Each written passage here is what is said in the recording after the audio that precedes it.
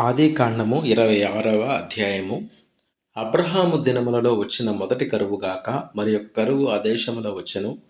అప్పుడు ఇస్సాకు గెరారులోనున్న ఫిలిష్తీయుల రాజైన అబీమెలెకునొద్దకు వెళ్ళెను.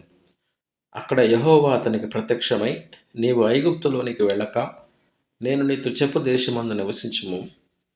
ఈ దేశమందు పరవాసివై ఉండుము. నేను నీకు తోడుగా ఉండి నిన్ను ఆశీర్వదించెదను. ఏలయనగా నీకును నీ సంతానమునకును ఈ దేశములన్నీయు ఇచ్చి నీ తండ్రి అయిన అబ్రహాముతో నేను చేసిన ప్రమాణము నెరవేర్చి ఆకాశ నక్షత్రముల వలె నీ సంతానమును విస్తరింపజేసి ఈ దేశములన్నీయు నీ సంతానమునకు ఇచ్చెదను. నీ సంతానము వలన సమస్త భూలోకములోని సమస్త జనులు ఆశీర్వదింపబడుదురు. ఏలయనగా అబ్రహాము నా మాట విని నేను విధించిన దానిగా నా ఆజ్ఞలను, నా కట్టడలను, నా నియమములను గైకొనెనని చెప్పెను.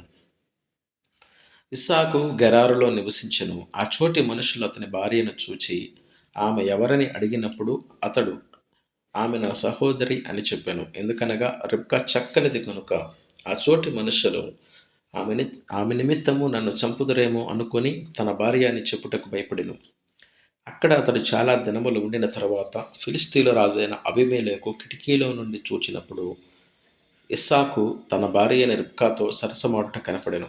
అప్పుడు అబీమెలెకు ఇస్సాకును పిలిపించి, ఇదిగో ఆమె నీ భార్యయే, ఆమె నా సహోదరి అని ఏల చెప్పితివని అడగగా, ఇస్సాకు ఆమెను బట్టి నేను చనిపోవుదుమేమో అనుకొంటిని అని అతనితో చెప్పెను. అందుకు అబీమెలెకు, నీవు మాకు చేసిన ఈ పని ఏమి?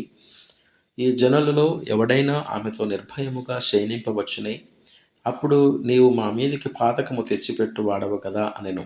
అబీమెలెకు, ఈ మనుష్యుని జోలికైనను ఇతని భార్య జోలికైనను వెళ్ళువాడు నిశ్చయముగా మరణశిక్ష పొందుదునని తన ప్రజలకందరికీ ఆజ్ఞాపింపగా, ఇస్సాకు ఆ దేశమందున్న వాడై విత్తనము వేసి ఆ సంవత్సరము 100 ఫలము పొందెను. యెహోవా అతనిని ఆశీర్వదించెను కనుక ఆ మనుష్యుడు గొప్పవాడాయెను. అతడు మిక్కిలి గొప్పవాడగు వరకు క్రమక్రమముగా అభివృద్ధి పొందుచూ వచ్చెను.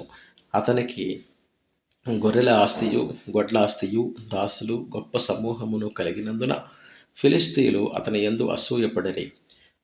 అతని తండ్రి అయిన అబ్రహాము దినములలో అతని తండ్రి దాసులు త్రవ్విన బావులన్నిటినీ ఫిలిష్తీయులు మన్ను పోసి పూడ్చివేసిరి. అబీమెలెకు, నీవు మాకంటే బహుబలము గలవాడవు గనుక మా యొద్ద నుండి వెళ్ళిపోమ్మని ఇస్సాకుతో చెప్పగా, ఇస్సాకు అక్కడి నుండి వెళ్ళి గెరారు లోయలో గుడారము వేసుకొని అక్కడ నివసించెను. అప్పుడు తన తండ్రి అయిన అబ్రహాము దినములలో త్రవ్విన నీళ్ల బావులు ఇస్సాకు తిరిగి త్రవ్వించెను. ఎలయనగా అబ్రహాము మృతి పొందిన తరువాత ఫిలిష్తీయులు వాటిని పూడ్చివేసిరి. అతడు తన తండ్రి వాటికి పెట్టిన పేళ్ల చొప్పున తిరిగి వాటికి పేళ్లు పెట్టెను. మరియు ఇస్సాకు దాసులు ఆ లోయలో త్రవ్వగా జలలు గల నీళ్ల బావి దొరికెను. అప్పుడు గెరారు కాపరులు ఇస్సాకు కాపరులతో జగడమాడి, ఈ నీరు మాదే అని చెప్పిరి గనుక వారు తనతో కలహించినందున అతడు ఆ బావికి ఏషేకు అని పేరు పెట్టెను. వారు మరి ఒక బావి త్రవ్వినప్పుడు దాని కొరకును జగడమాడిరి గనుక దానికి సిత్నా అను పేరు పెట్టెను. అతడు అక్కడ నుండి వెళ్ళి మరి ఒక బావి త్రవ్వించెను. దాని విషయమై వారు జగడమాడలేదు కనుక అతడు ఇప్పుడు యెహోవా మనకు ఎడము కలుగజేసి ఉన్నాడు కనుక ఈ దేశమందు అభివృద్ధి పొందుదమనుకొని దానికి రహేబోతు అను పేరు పెట్టెను. అక్కడ నుండి అతడు బెయేర్షెబాకు వెళ్ళెను. ఆ రాత్రియే యెహోవా అతనికి ప్రత్యక్షమై, నేను నీ తండ్రి అయిన అబ్రహాము దేవుడను, నేను నీకు తోడై ఉన్నాను కనుక భయపడకము. నా దాసుడైన అబ్రహామును బట్టి నిన్ను ఆశీర్వదించి నీ సంతానమును విస్తరింపజేసేదనని చెప్పెను. అక్కడ అతడు ఒక బలిపీఠము కట్టించి యెహోవా నామమును ప్రార్థన చేసి అక్కడ తన గుడారము వేసెను. అప్పుడు ఇస్సాకు దాసులు అక్కడ బావి త్రవ్విరి. అంతటా అబీమెలెకును అతని స్నేహితుడైన అహూజతును అతని సేనాధిపతి అయిన ఫీకోలును గెరారు నుండి అతని యొద్దకు వచ్చిరి. ఇస్సాకు, మీరు నా మీద పగపట్టి మీ యొద్ద నుండి నన్ను పంపివేసిన తర్వాత ఎందు నిమిత్తము నా యొద్దకు వచ్చి ఉన్నారని వారిని అడుగగా, వారు నిశ్చయముగా యెహోవా నీకు తోడైనడు చూచితిమి గనుక మనకు అనగా మాకును నీకును మధ్య ఒక ప్రమాణము ఉండవలననియు, మేము నిన్ను ముట్టక నీకు మేలే తప్ప మరేమియూ చేయక నేను సమాధానముగా పంపివేసితిమి గనుక నీవును మాకు కీడు చేయకుండానట్లు నీతో నిబంధన చేసుకుందుమనియు అనుకుంటిమి. ఇప్పుడు నీవు యెహోవా ఆశీర్వాదము పొందిన వాడవనిరి.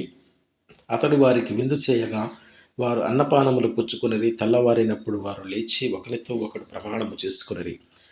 తరువాత ఇస్సాకు వారిని సాగనంపగా వారు అతని యొద్ద నుండి సమాధానముగా వెళ్ళిరి. ఆ దినమందే ఇస్సాకు దాసులు వచ్చి తాము త్రవ్విన బావిని గూర్చి అతనికి తెలియజేసి, మాకు నీళ్లు కనబడినవని చెప్పిరి గనుక దానికి షెబా అను పేరు పెట్టెను. కాబట్టి నేటి వరకు ఆ ఊరి పేరు బెయేర్షెబా. ఏశావు 40 సంవత్సరముల వాడైనప్పుడు హిత్తీయుడైన బెయేరీ కుమార్తెయగు యెహూదీతును హిత్తీయుడైన ఎలోను కుమార్తెయగు బాషెమతును పెళ్లి చేసుకొనెను. వీరు ఇస్సాకును రెబ్కాకును మనోవేదన కలుగజేసిరి.